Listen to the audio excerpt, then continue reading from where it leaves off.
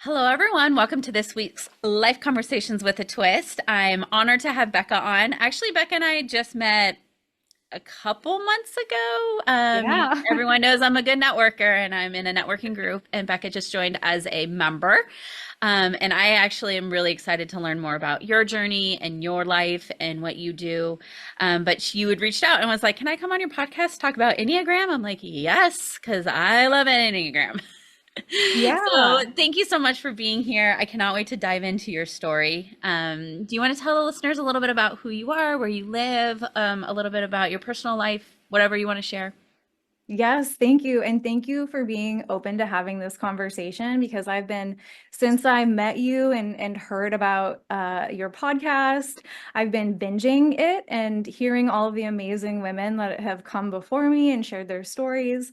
And there was something about the conversation. I was like, I feel like I want to bring the Enneagram into the Mhm. conversation. So thank you for being willing to even go here with me. I really appreciate it. Yeah, absolutely. I'm also in Sonoma County. I'm in Santa Rosa right now with my wife. We moved to Santa Rosa 2.5 years ago from Napa County. Although when I met her, she was living up in Mendocino County. So it's very much been like a Northern California experience for me over the last 11 years, having migrated from the Midwest. So What I made can't do you, so Sonoma you County. grew up in the Midwest. What made you come to Napa? I wanted to get into the wine business. Hmm. I had been nannying in downtown Chicago for almost a decade, and I'll share a little bit about that story because it actually was one of the things that led me to the Enneagram. I grew up in Michigan, and I grew up in a family that's very conservative, fundamentalist Baptist. And what that meant for me growing up was it was like this very insular community where I went to the Christian school that was attached to my local church. So I graduated with like 4 people in my class, like just this tiny, tiny school. It was like basically homeschooling, but like a few other people. And so growing up in that community, I mean, I remember having a really happy childhood, like there was a lot there. What was a great thing about it was there's a lot of like intergenerational community, right? Being in that, there's a lot of older folks in that community that I would consider like aunts and uncles or grandparents. Always lots of other kids around, that kind of thing. But so living in that community, I ended up going to Bible school or Bible college for my, next steps in terms of where I was heading with my education, and was studying psychology. And I ended up meeting this woman at Bible college who I fell in love with. And so I met my first girlfriend at Bible college. Okay. And and at the time was like having this existential crisis because the community I grew up in, this was like so outside of what was acceptable that Right. I was really at war inside of myself of how do I move forward. And there was this part of me that was coming online that had never been there before. And all of a sudden it was here and I had to really interact with it. And so what it did was shake my foundation as I was graduating college and really in my early 20s having to find my own footing in a way that I think most folks at that time are launching their careers, they're starting families, they're not really losing any momentum. But for me, it was a moment in time that really changed the trajectory of my whole path. Hmm. And I think a lot came with that. I'm grateful for it. But then I also spent the next like 15 years really trying to figure out, okay, well then who am I? If I am not what I had known in this one capacity or in this limited capacity, what else is out there? And so there was this period of unlearning, of deconstructing some of the things that I had grown up with. But I really was searching for like, how do I put these pieces together? And it wasn't until much later until I found life coaching. I'm a certified life coach and Enneagram practitioner. But using these tools was really the thing that helped me put those pieces together in a way that felt cohesive. Interesting. Um, so how old were you when you found out that you liked women? I was early 20s. I mean, Uh-huh. timelines are really fuzzy for me, Heather. So it's a Me little too. like I was like 22, 21. Such an Yeah. interesting way to like figure that out. I didn't realize like, and especially being like in that world of, Catholic and the things like that is definitely like shown upon. So, I Yeah. actually just want to say like I honor you and I'm like thankful for you to like not let those things like hinder who you are and like leaning in and just being like, no, this is who I am and I'm gonna like live my life to the best that I can. So I love that. Okay, so Yeah. now you like, okay, so you're trying to figure yourself out and you're like, okay, now I want to be a life coach. Yeah. Oh, like how does one it's interesting because I wanted to be a life coach and I'm still like kind of like figuring that out, which is like where the retreat comes in, where this stuff comes in. Um, Yeah. like what did you have an experience? Like where did you learn about it? How did you kind of get started with it? Yeah, I mean, I hired a life coach. I was the Oh, client. okay. And she rocked my world. Like she really helped me understand the principles of the Enneagram. She did not use the Enneagram, but she helped me tap into the intelligence centers that I had carried with me this whole time that we all carry with us that we're just not taught how to tap into. And Hmm. so she did it with a lot of life coaching tools, which I use some of them to this day in coaching sessions, but I also really loved the Enneagram because it gave us a clear path forward because healing is not like a one size fits all thing, just because this was part of my story and my upbringing doesn't mean that other people aren't going to experience the same kinds of like these little moments in their life where they feel like they're at a crossroads or they feel like they're not really sure about where to go forward. The Hmm. circumstances might look different, but there's a lot of principles that we can apply that the Enneagram brings into the picture that I think is just so helpful. It like really gives us a clear path forward, which is what the coaching space is all about. Like therapy is where we go to unpack everything we're bringing with us. I needed that, especially in my 20s, right? As I was really deconstructing and understanding what I needed to let go of. Hmm. But then it got to a point where I was like, okay, I've done all of that work. I've done all of that healing. I'm ready to look forward.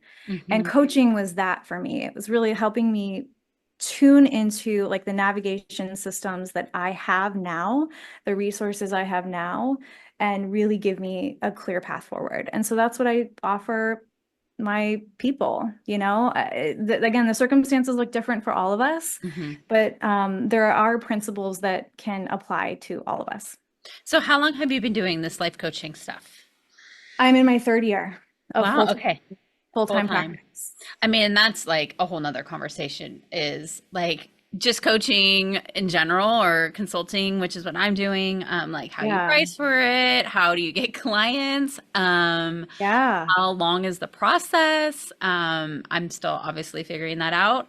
But what like who is your ideal client? Now, I'm Mm. sure your clients kind of like range the gamut, but if you were to like talk to somebody and if somebody's listening and they're like, this is the type of person that I can help, what do you see those people at? I love this question because I used to think I needed like one specific avatar, and Yeah. I've given up on that. Yep. That's not a thing for me. My clients are so varied in in their circumstances. That's not the important piece. The people that resonate with the work I do are people who are really ready to not feel so depleted, and they're really ready to come up with their own regenerative ways of moving forward. So it's very much focused in how do we really give ourselves the permission to change the framework of how we're doing some of these things. And the Enneagram taps into that. There's the three things we need to bring to the table to be able to do that.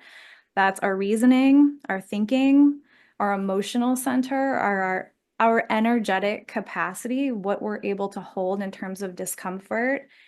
And on the flip side of that, the positive emotions, right? Like we get to have that whole range of the emotional experience.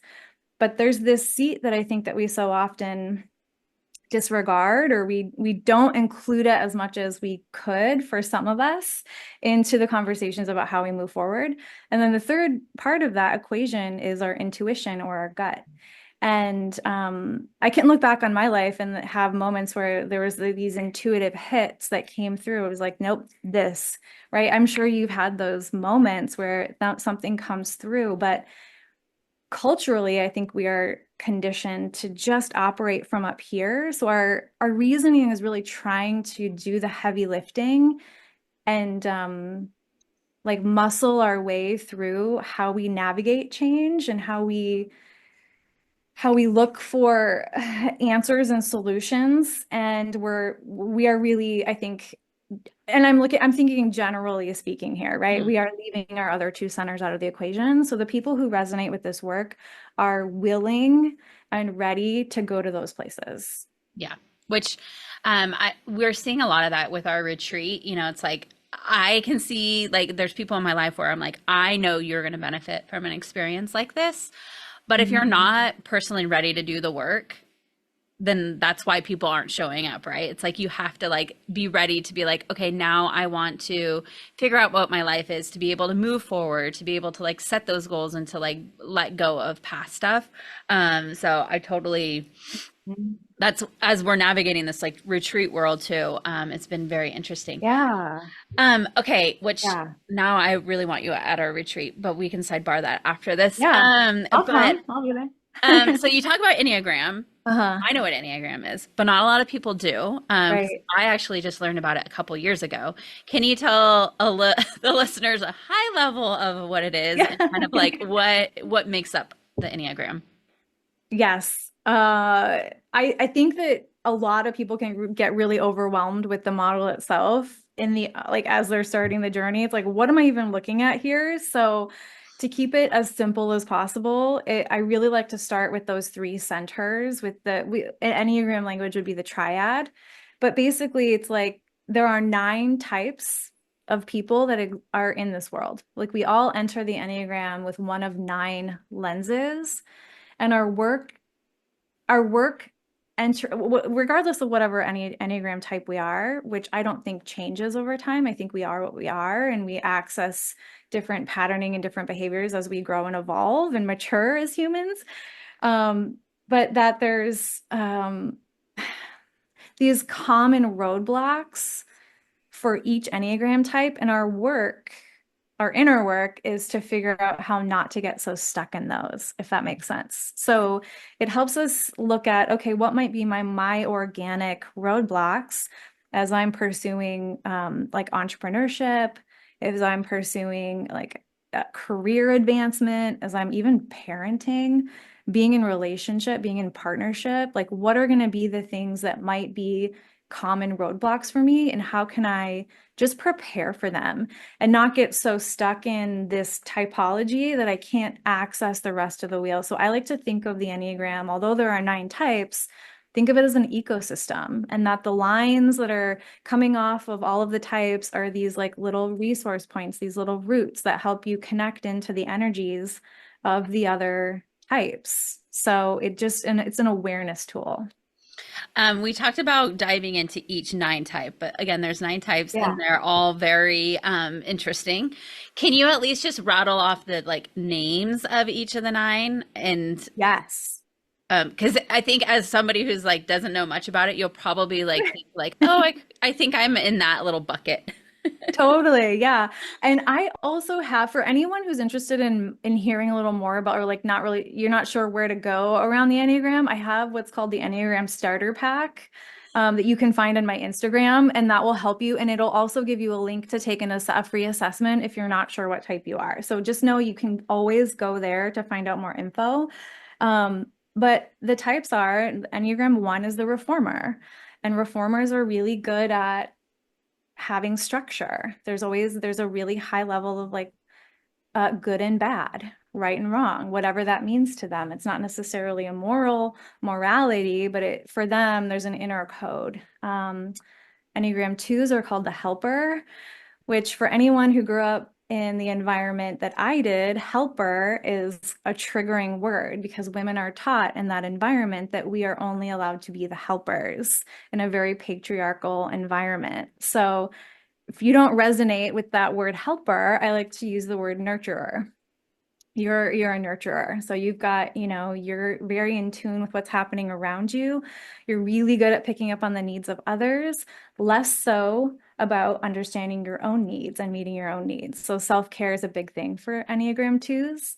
Enneagram 3s are called the achievers, and they are really good at making lists and checking things off. They're really good at getting stuff done. They are also really good at like connecting to accolades. So what they're really good at following the lines of success. Okay. Enneagram 4s are called the individualists, and they are,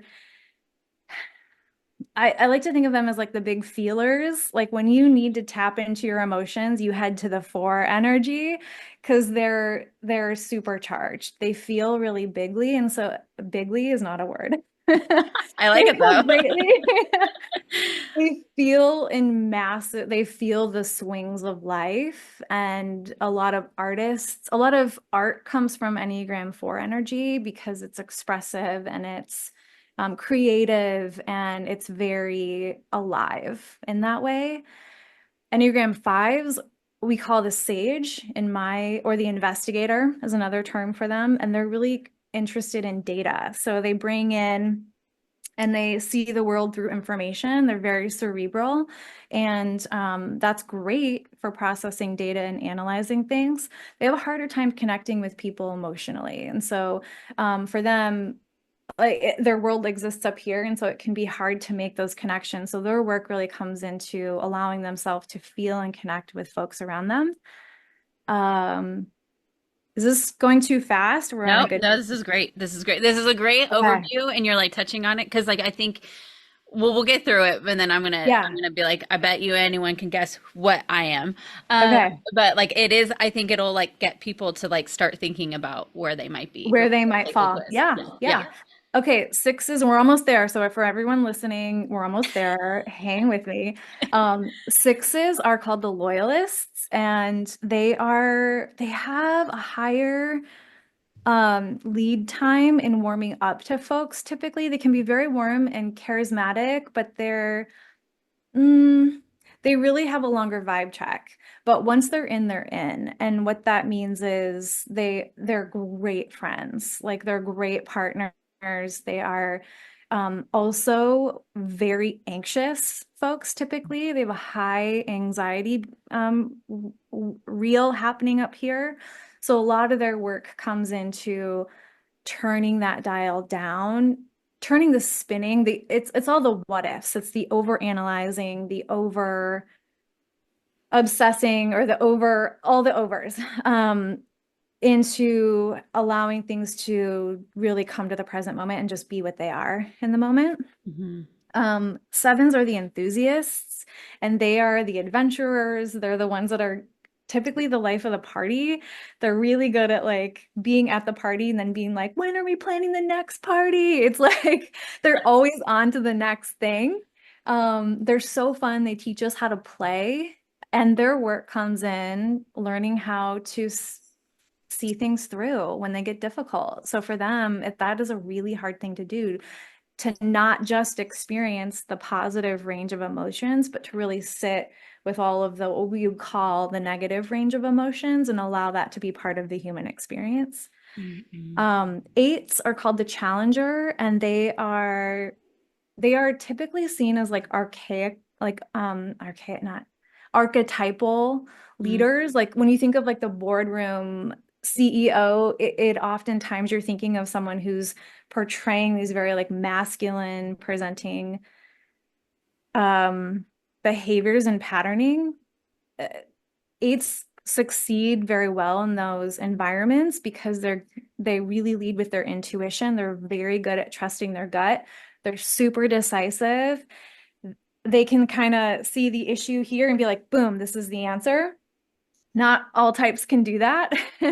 Their work comes into play with tuning that down enough to consider everybody else around them. So the challenger can kind of be the plow, which is a great thing when you need a plow, but a bad thing when you're trying to nurture, you're trying to do something that's a little more delicate. So their work comes into holding back and learning when to slow down. Mm, And then Enneagram nines. Nines are the peacemakers. They sit at the top of the model. So for those of you that are going to search the model because you're listening to this audibly, nines sit at the top, and their vantage point is that they kind of see the whole thing, so they can always see things from everybody's perspective. They may not agree, they might not know what they think or feel because they're so good at and concerned about maintaining peace, not just within themselves, but in their environment. So peaceful settings are really important to them. They're really good at like mediation. They're really good at helping people see things from the other person's point of view. I'm an Enneagram 9. I think that it is one of my strengths as a coach, actually, yeah. is to be able to really sit with people where they are. I think it actually really serves me well in what I do. But our work is to take up space and to be seen because it's not typically something we're comfortable with. And so even doing stuff like this, it's like an exercise in being, sharing the message, being out there. In terms of leadership expansion, nines are great leaders when they can really tap into some of the other energies on the wheel. I love that. And I know everyone listening was probably thinking of like who their spouse is, who all Yeah. their best friends Yeah. are, or if Uh-huh. you were speaking on one, you're like, oh, I know one of those people in their lives. For Yeah. anyone who's listening, I am a three. Um, I actually, for a minute, I think one of the tests I took, I was a two, or at least like I thought I Okay. was going to be a two because I am a helper. Yeah. And when I got to three, which is what is the three again? Is a Achiever. achiever. No Hmm. surprise there. Um, but then four, like, so talk about, so you just like kind of like set the groundwork of like, okay, yes, Hmm. there's these nine types. There's so much that goes into this. But there's one thing I want to talk about are wings, which you might identify as one, but then like some of your wing, which is the one before and the one after, kind of resonate with you. Talk a little bit about how that works. Sure. Yeah. And this is something that I break down in my starter pack because it can be really confusing for folks in the beginning. But baseline, it's like think of yourself as a bird. So I'm an Enneagram 9. So my body is the 9 position on the wheel, and both of my wings are going to be the numbers on either side of me. So I have a 1 wing and I have an 8 wing. And typically one of us has one that's more dominant. So what the Enneagram can uncover or unearth is showing you what your dominant wing might be. And that will influence how you see the world. It'll influence how you show up. It'll influence your organic roadblocks. And then the trick is, so I have a 1 dominant wing, which means many things, but that I need to also be able to tap into my 8 wing. So this comes into play in very specific situations because nines, again, are the peacemaker. We want to keep things at like an even level. We have a harder time really leaning into emotions like anger. Um, and having a one, so I have a dominant 1 wing, which means I'm hypercritical. I'm hypercritical of myself. I can be hypercritical of others, and that's data for me. So when I notice that I'm leaning into that, I need to be able to step back and be like, okay, that's my default, but an unhealthy default. How can I tap into my emotional center right now so that I can say what needs to be said, regardless of how anyone else might respond? And when we're talking about leadership capacity, because a lot of the people I work with, that's a big piece of the conversation. There's a lot of workplace discussions happening. we're talking about being uncomfortable enough in that moment to hold a little bit of the conflict, right? If we're going to expand our leadership capacity, we can't be skirting around the things that need to be said. We can't always have environments that, are always neutral. There's going to be emotion, there's going to be difficult decisions. We need to be able to communicate things in a way that is decisive. So I have to lean into that eight wing more consciously than maybe subconsciously to the one wing. I don't know if that answers the question, but each of us will have that. So you as a three, your body is that 3 point. You've got a two wing and you have a four wing. So if you're a two wing dominant, yeah, you're going to be really service oriented. You're really going to, and coming from events, that makes so much sense. Oh my gosh, what an asset to also have a two wing, because that's what events require. We're meeting the needs of everybody else around us.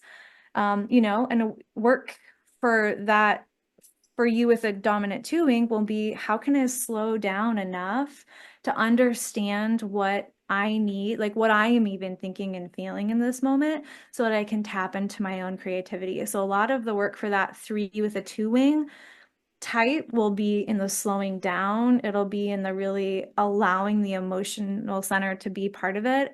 And also like that intuitive piece, if I can tap into my creativity, I can come up with more creative solutions than my brain would ever be able to on its own, just by trying to willpower my way to a solution.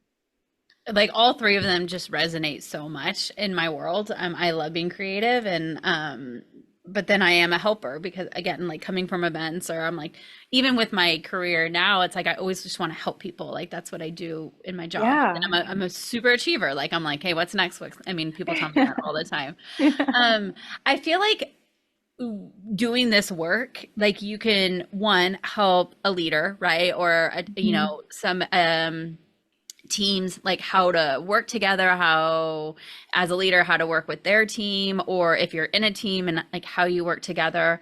But also I feel like this could be super helpful in a relationship of like knowing where your partner Yes. is and like Hmm. how you communicate with them, how you accept Yeah. them almost a little bit for who they are, and talk a little bit about, I'm assuming that's probably more of the work that you do after you identify where you're at. Yeah.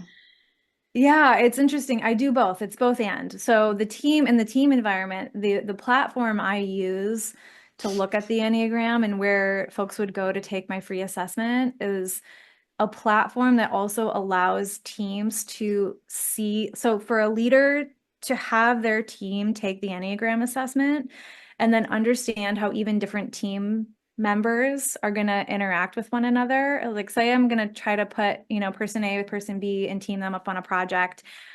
It's really helpful for me to understand what might be common conflicts that could happen here. So how can we just plan for those and not get so derailed when they actually come up? So there's the team component that I do.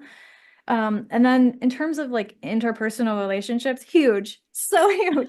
I think most people come to me with career conflict or career challenges, and they end up like really wanting to bring that component in because we realize how interconnected everything is. Like Right. we're bringing our entire self to whatever we're doing. And I think you do this so beautifully because you are really good at like tapping into the community.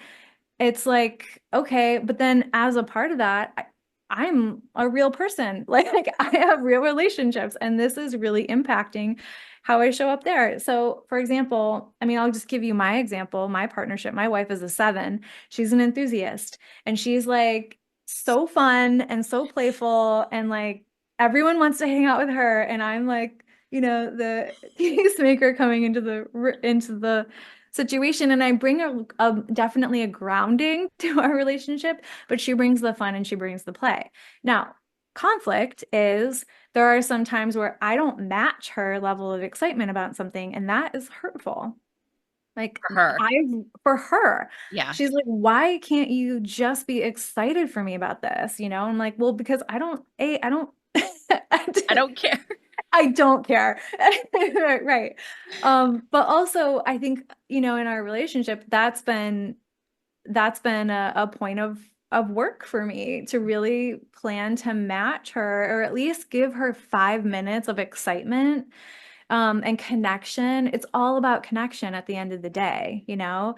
Um, and then for her to also give me some space. So if I need a little more space at the end of the day, we've both had exhausting days, we come together and she's really looking for that like external connection and I need a minute. So we've really, that was a source of conflict for us early on until we figured out some tools of how to navigate that. I need to figure out what my husband is. Think just by definition, I want to say he's the loyalist. Oh, That's a okay. 7, right? 6. 6. Mm-hmm. 3s and 6s share a line, and that's a really powerful connection. So, yeah, I I mean, think I don't I'm know gonna have to him have him, but like just based on what you've said, like he is very loyal, but it takes him. Is this the Mhm. one that it takes him a minute to like To warm up. to warm Mhm. up and to trust somebody? And so I think Yeah. that's where he sits. But Because I he actually want him to do this. constantly, please have him take it, and then I'll be able to send him all of the stuff, like all of his results, and I can even go over it with him if he wants. But there's, is he also like constantly assessing for risk? Yes. Oh yeah. I would that okay. Yeah. That would confirm the 6th position. Yeah. Yeah, I think Okay. that's about where he's at. But see, like that's what's so fun about this is like you can identify people in your life of like kind of like where they lie, but then it's like how do you learn more about them and again like how to communicate with them, how to get through conflict with them. Yeah. I that's why I really love this. One other like thing like similar to this that's come up is this human design, which is like now this Yeah. like newer concept. Do you know much about it and where do you think it might like it is kind of I've never, similar-ish? I don't Feels know way more anything about complicated. human design. I know nothing about it. I have friends that are really into it and I kind of have a crush on it from afar. Like I want to do my human design. Yeah. But I can't speak to that. I'm Yeah. sorry. Maybe next time we have this conversation, I'll have more info for No, but this you. is why I think you would be great at our retreat because human design and Enneagram both came up and everybody was kind of like, wait, what is this? Like, and I think Yeah. based on the work that you do, it could be very helpful, especially Yeah. because a lot of the women that are coming to the retreat are kind of like in that like crossroad of like, okay, what's next for me? Like I feel kind Yeah. of stuck and I'm like ready to like move forward, whether that's professionally or personally. So that's why I think like this could be, and I think it's super fun. Like, Yeah, hopefully it's a tool. I mean, there's a lot of tools you can look at when you're looking at this kind of work. I think yeah, pick one that resonates and go with it. Like if it's human design, go with it. If it's Enneagram, go with it. Whatever resonates with you is going to be the most impactful thing. And it's not to say you can't bring the other one in at some point as well. there's so many of those concepts that I've done over the years, like being at a job for 12 years, and the owner was very much into it, like as a team. And we've done like the risk assessment. I don't know. We've done so many of those, like pick what box you're in, and this is how Yeah. you know. This one for me feels a little bit more like fun, but also more relatable and not so confusing. Some of those other Yeah. ones can get really confusing. Um, but I have seen it done in like a group environment where we all kind of identify who we are and then like figure out like who are the people who better work together and again like how to kind of like get through conflict. Because again, Yeah. at the end of the day, especially if you're one in a relationship or two just in a team environment, how to navigate that and understand like where that person is coming from.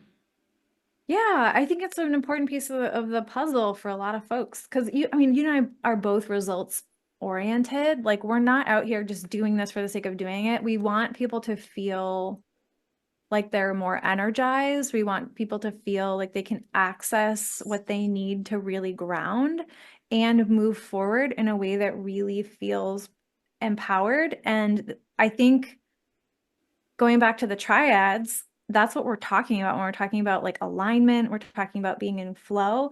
What we're really talking about is like our reasoning, our thinking center, our emotional center, and our gut, our intuition being in sync.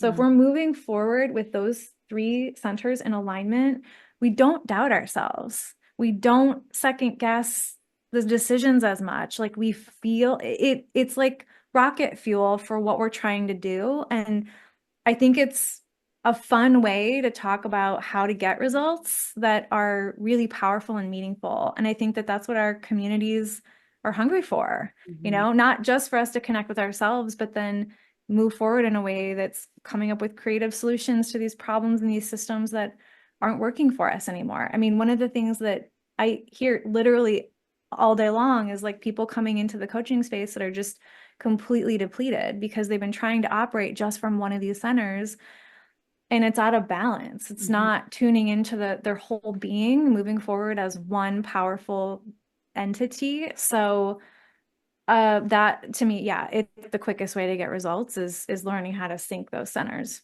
I love that. If somebody was interested in working with you, like what kind of like coaching packages do you offer? Is it like a 1 hour session, or do you believe that good work goes into a 3 month, or like what is the packages, Mhm. or what That's such a what do good you question. see the most Yeah. impactful, I guess? I I do monthly coaching. So Okay. folks come to me and they sign up for a month at a time, and they can cancel anytime. So the minimum is 1 month. It's once a week. We pick a time that works for them. They get their slot in the schedule. Of course, there's room to reschedule if there's vacation or whatever. Um, but then they're locked in, and we get a good idea where they want to go. Like a big piece of that first month is identifying, okay, what's not working, what is working, and what do you want to do differently? Where do you want to be in a year from now, 6 months from now, 5 years from now? So there's that, Mhm. laying the groundwork. And then I don't have like a set program. So like when you come in, it's not like session one, we do this, session two, we do this. I'm constantly pulling from all of my tools to customize the experience for each of my clients. So I've got clients who stayed with me for over a year in the monthly coaching program. It's set up like a subscription. So we just renew until we both know that it's complete. And I give them a lot of language and I check in with them throughout the process so that they feel really comfortable saying, this feels complete for now. And then when someone's come to me for a month, they can always come back for a one-off session. They get a unique link that's sent to them, that they can come back in for a check-in or an update or a recalibration of any kind, because life changes. And I don't think coaching should be one of those things that you're in forever. I think it's a situation where you come, you get what you need, and you go on your way. And then when you need something again, you can come back. And once you've been in my program, like I'm in your corner. So you've got you've got access if you want it. I love that. Is there anything that we didn't touch on that you think would be good for the listeners to know? Yeah, I'm starting to think about all of this in like a really macro level where it's like, and I think I'm still developing the language around it, but thinking less about things in just these little micro moments, but how they play into the whole. Like Mhm. we are doing this work individually, but what the work we're doing individually is the work that we need to be doing collectively. Mhm. So I'm starting to study regenerative systems, like regenerative farming, because I want to understand nature in a different way. And I think it has a lot to teach us. And I think we're ignoring a lot of the data and information that not only we are intended to receive as individuals, but that we're intended to receive collectively. And so I want to keep having conversations like this with anyone who wants to have them. I love it. I mean, and again, that's what it takes, right? Is to like learn and Yeah. grow and be connected to people, and like different opportunities happen. And so yeah, I love it. I'm here for it. I love any conversation. Yay. I'm so Yeah. excited. Yeah.